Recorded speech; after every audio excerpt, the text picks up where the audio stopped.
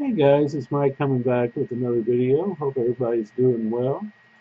Um, I've had a few people ask me about my Greenberg collection, so I was trying to think of an interesting way to present some of it. And I thought maybe more of a chronological order would be better and show some of the pieces in my collection. A lot of people collect tobacco cards in our groups and candy cards, especially from the 1910s and 20s, and of course, there's a ton of people collect the Topps Bowmans from the early 50s on up. The 30s and 40s I don't see quite as much just because there's a different time for cards then. And I thought maybe since Hank played mainly from 1930 to 1947, I thought maybe I would show my collection in order and show you some of the sets he's in, talk about that and what other players and how important those sets were. Um, this video I'm going to do focus on his pre-rookie stuff, which means you won't see any cards in this video, but I just wanted to give some background. Um, he was signed in 1929. He reported to spring training in 1930. So the earliest thing I have in my collection relating to Hank is this spring training folder from 1930 for the Tigers in Tampa, Florida. On the front, it gives you their spring training schedule. And in here, they give you a list of the players. Maybe I can get a picture of Hank in there. There we go, at the bottom there. It says, gives you statistics about him and information. It says he home address 663 Crotona Park in New York. He played semi-pro ball in 1929 and was signed. He didn't do great in spring training. He's only 19. He's a big guy. It's like, and many times it takes a while for them to get their feet under them when they're a big power hitter like they are. And they sent him down to the Hartford League, which is kind of a league, which was kind of like a triple A team, I would say, where he struggled some more. So they actually sent him to the Piedmont League, which is a C league, which I assume is more like an A league or something like that, just to get his confidence going. And it worked. He had something like, I believe, 19 home runs with them. Um, I got an interesting piece of history here. I think it's really cool. When he went to Raleigh from Hartford in the spring of 1930, um, this is a check from the Raleigh Capital Baseball Club sent to the Detroit Ball Club for $100, dated June 20th, 1930, for Henry Greenberg. And in the memo section, or for section, they got the treasurer wrote for Henry Greenberg, and it was written at a bank in Raleigh, North Carolina, for the Detroit Ball Club. $100 from the Capital Baseball Club, signed by a gentleman with a secretary treasurer, it looks like. So I'm not for sure what kind of payment they did for him, but I guess they had to pay for him to be on the team. They have the rights to have him on the team during that year. It was signed over to the Bank of Detroit for the Detroit Baseball Company. So to me, that's a pretty interesting little history piece there. He went on to do much better there, and he was actually at the end of 1930, on the weekend, late September, he actually got to sit on the roster of the Tigers as a cup of coffee late year pickup from the minor leagues.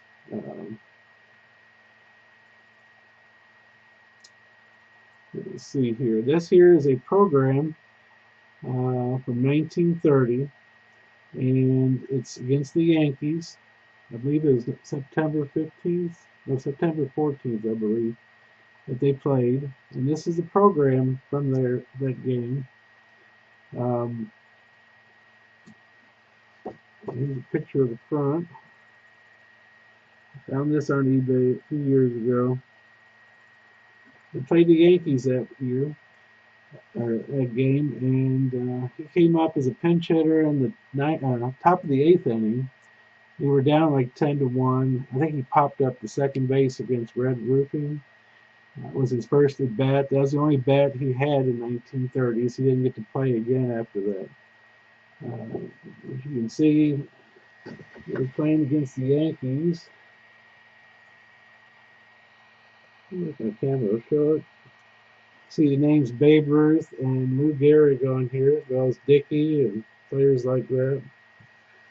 And that was the starting lineup down here for Detroit. But Hank is listed down at the bottom here. I don't know if I can get it to focus.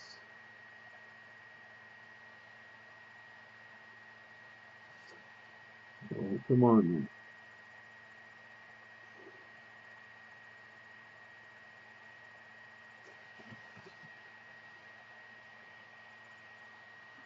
Bear with me here. There we go. Number 161. I'm sure it's not a uniform number, but I guess that was some way they denoted rookies up on the call it up. That is a very cool piece right there. I'm glad to have that. In 1931, he was promoted up to the next level with the team from Evansville. Did very well there, and at the end of the year, he got to play a couple games at Beaumont, in Beaumont, Texas, in the Texas League, which he actually won the MVP for the league that year. So he did quite well that year. Here's a picture I got of the team in 1932. And Hank is, I'll get the focus, there's Hank. A very nice picture. I need to get this, I probably will send this eventually to PSA to get encapsulated. It's stamped on the back.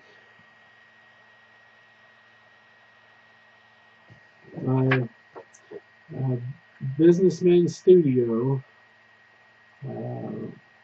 at Beaumont, Texas. This is out of the Sporting News archive. There was a paper attachment at the bottom, but that's come off now. I don't have that. This is an original photograph from the period of Hank at Beaumont in 1932. And I got this some time back too, I think from the same guy. This is a 1932 scorecard. When they played Houston, he batted fifth, and he wore number 19 back then, it looks like.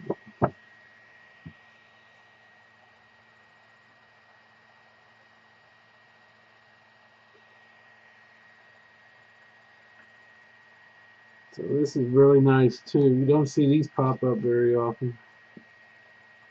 This one guy had all these pieces. And at the end of the year, he was named the MVP of the league. They have this very fragile program from Monday evening, September 12th, 1932. Appreciation dinner for Beaumont Exporters Texas League by the Young Men's Business League, which is signed on the very front by Hank. So here's a picture of it. It's got a wonderful signature. 1932, pre-Detroit Tigers. Hank, and you can see how his signature, how it was back then. It's even got a mention of him on the inside. With the article, it says Greenberg says that $100 check I received for being the most valuable player in the Texas League went into insurance against old age and rainy days. I may need it about 90 years from now at the rate I've had to travel this year. And it's from the Mayor Insurance Agency. You have to be careful. This thing is fragile as can be. And let's see if I can get it to show up here.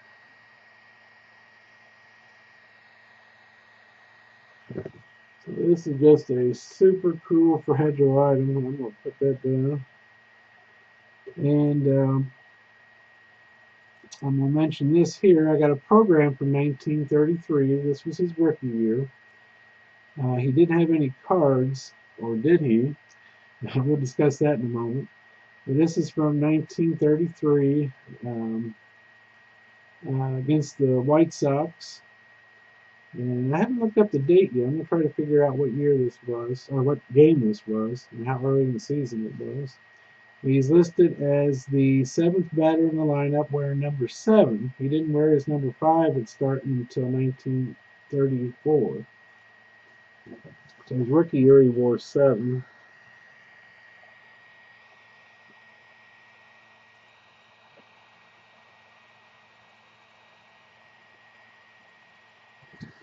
That's a picture of the front of it. And the reason I say that is because his official rookie card is 1934 Gowdy, and it's very well known now. And the whole set is just a classic set, of course.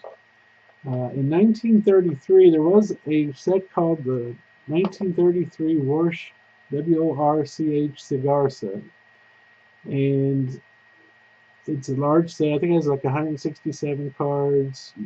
Babe Ruth, Lou Gehrig, Jimmy Fox. This has got loaded with people. There are postcard size cards that were issued. Hank is not on the checklist I've ever seen. Any different. A lot of people put out these checklists, but I've never seen Hank listed. Now, a guy named Dan that sells on eBay and others. He had this card. And I saw it at a national years ago, but I didn't get it because I didn't know what it was when I saw it. And they wanted a lot of money for it. So, and the time I went back to look for it, I guess the next year or so, it was gone.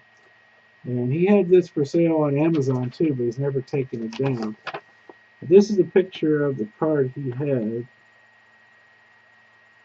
And at the bottom, it's got Hank, it's got Greenberg v. Tigers, which is similar to what most of those I've seen from that 33 Worst Cigar Set. So I don't know if this was part of that set or if it was something the team put out, like team postcards. I've never seen any other postcard. I've never seen anything like it from the team though. So it's very, very rare. So that may be, so to speak, his rookie card. We don't know, and it's not listed, so we're going to go with the Gowdy. And I did forget one thing to show you. I'm going to show you this too. This is the Sporting News, which you all are very familiar with, newspaper. And this is back when it was a newspaper.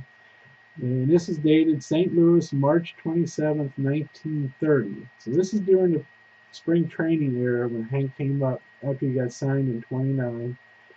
And they're talking about this new infielder for the Tigers, which is really neat. I haven't seen any about this years ago, and I haven't seen another one since. And you gotta love the caption at the top: "More like hippo than tiger." More like a hippo than a tiger, referring to his large size. And it goes on to talk about them signing him and such like that. But that is really cool. And for something so early, like I said, March 27th, 1930, I think that's just really cool. I've got it put away in plastic. I'm not going to open this probably ever because it's probably very fragile. But I love the title on it. So as far as that goes, that's everything leading up to his. He had a great 1933 rookie year, and of course they start making. He got on his Gowdy in 1934, Let's talk more about the cards when we do the next video. If y'all like it, if not, I don't know if I'm gonna go through all that or not, but it'd be kind of fun, I think. So let me know what you think about the prehistory here for Hank and his cards. And if y'all like it, I'll go ahead and make some more videos showing the cards in my collection and some history behind the cards and the sets, and give you a little information about cards made in the 30s and 40s. So thanks for watching, and I hope you enjoyed, and I hope everybody's doing well and staying safe and healthy and away from the COVID. I got both of my shots, so I'm very thankful for that, and we'll hopefully get my wife get her second shot here shortly. I hope everybody's staying safe, and I hope you enjoyed this. I love this early stuff. I'll be putting in cards and photos and programs, and if you like it, let me know. All right, thanks a lot, you all. Take care. Bye-bye.